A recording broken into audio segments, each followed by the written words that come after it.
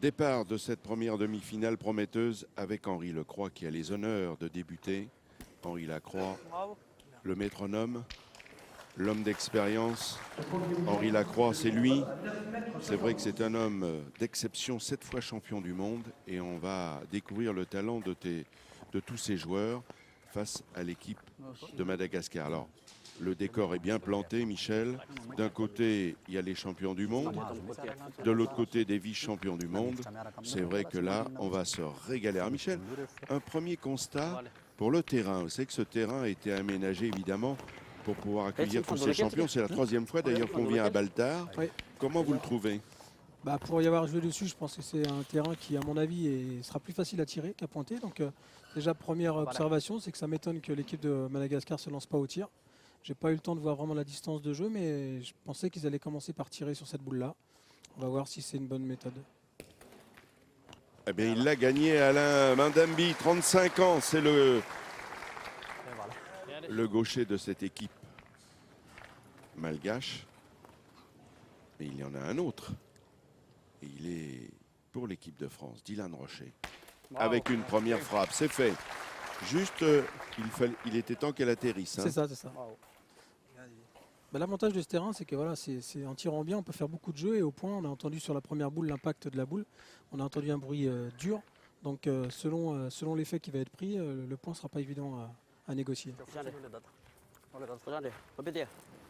Alors sachez que cette équipe de Madagascar est composée de Razana Drakoto du Tonnerre. C'est le tireur. Il y a Mandambi, on a vu son talent. Ce sera le milieu Tonnerre, oui. Je pense.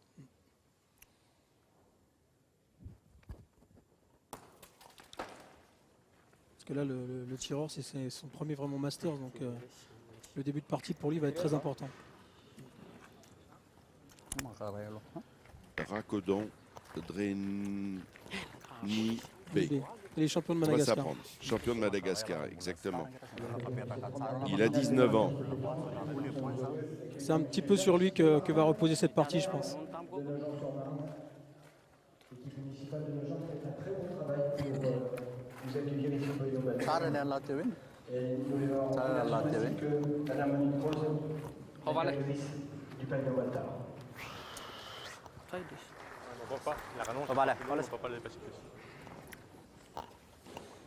Alors, le tireur a fait un trou. Madambi est-il capable? Il était pas loin. Et il l'a gagné. Bravo, bravo, parce que c'était pas évident, hein, Michel. Très bien pointé. Je pense que dans cette partie, il y a un gros duel de pointeurs avec Henri. Il devrait pouvoir, comme on dit, se tirer la bourre. Mais après, c'est au milieu. Je pense que ça va jouer au point. Et je pense que Philippe Suchot sera plus armé. Dylan Rocher a tapé 2 fois.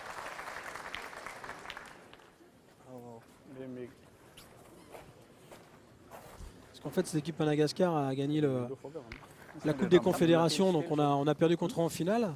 Et le tireur n'avait pratiquement pas joué de partie à la fin. Ils avaient joué avec le 3e homme, ce qui est sur la chaise.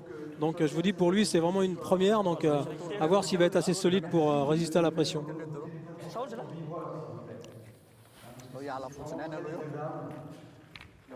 vous les éteignez et vous les mettez sur vibroir. Merci beaucoup. Boule très importante pour le tireur.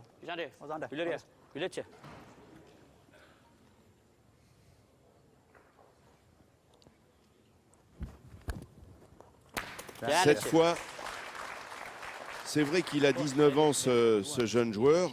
Et vous aviez raison de le souligner. Il fait ses débuts de compétiteur en France. J'ai bien dit en France. À l'occasion de ces Masters. Parce que toute cette équipe malgache, ils sont tout un groupe. Ils viennent faire une tournée chaque année durant 3-4 mois. C'est ça. Puis bon, Tonnerre n'a pas vraiment l'habitude de jouer milieu. En général, c'est le tireur de tête. Donc ils ont raison de se jauger pour cette compétition. Parce que bon, sachant que la grosse compétition, bien sûr, c'est les championnats du monde.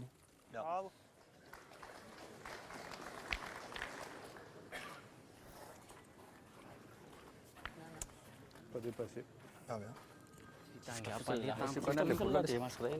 Alors comme on vous l'a dit, vous avez vu, les gradins sont copieusement garnis. Il faut dire que les 2 demi-finales sont alléchantes.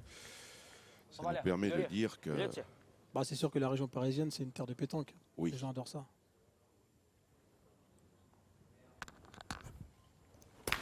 Même si on a plaisir à saluer tous nos amis de la Côte d'Azur, de la région PACA, qui ont le privilège de suivre ces demi-finales. C'est vrai que la région parisienne est pourvue de grands champions qui ont brillé dans toutes les compétitions. Et donc on est bien ici à Baltard, qui a été construit sous Napoléon. C'est d'ailleurs à la demande de Napoléon III, qui s'est adressé à l'architecte Victor Baltard, et il lui a demandé justement de faire les halles de Paris en forme de parapluie. C'était fin 19e. Et le pavillon Baltard est d'ailleurs le seul qui a été sauvé, démonté et remonté à Nogent, inauguré en 1976, justement à Nogent-sur-Marne, et classé monument historique en 82. C'est dire que ce lieu est mythique.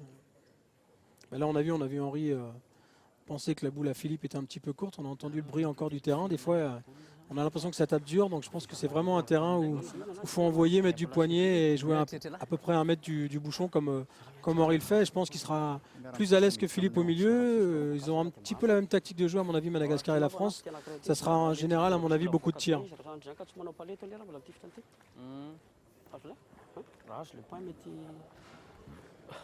Alors Tonnerre, il a pas mal parlé avec ses joueurs. C'est vrai qu'il nous avait éblouis. On ne peut pas oublier cette finale à Izmir. C'est sûr. Bah, surtout qu'on le Finale connaissait de légende. pas. Voilà. Ils ont tellement un potentiel énorme à Madagascar. Ils ont beaucoup de très forts tireurs. Donc, Il est court. Il est court. je vous dis, ça risque de se jouer au milieu. Parce que c'est pas vraiment des milieux de métier. Mais bon, Philippe, à mon avis, a plus l'habitude que Tonnerre quand même de mieux pointer au milieu. Encore. Allez, Philippe Suchot, 9 fois champion du monde, champion d'Europe en 2009. Et c'est lui la référence de ces Masters, puisqu'il l'a gagné 4 fois. Mais là, il est peut-être un petit peu long. Pas monté du tout. Je l'ai pas monté celle-là. J'ai vu, pas monté du tout.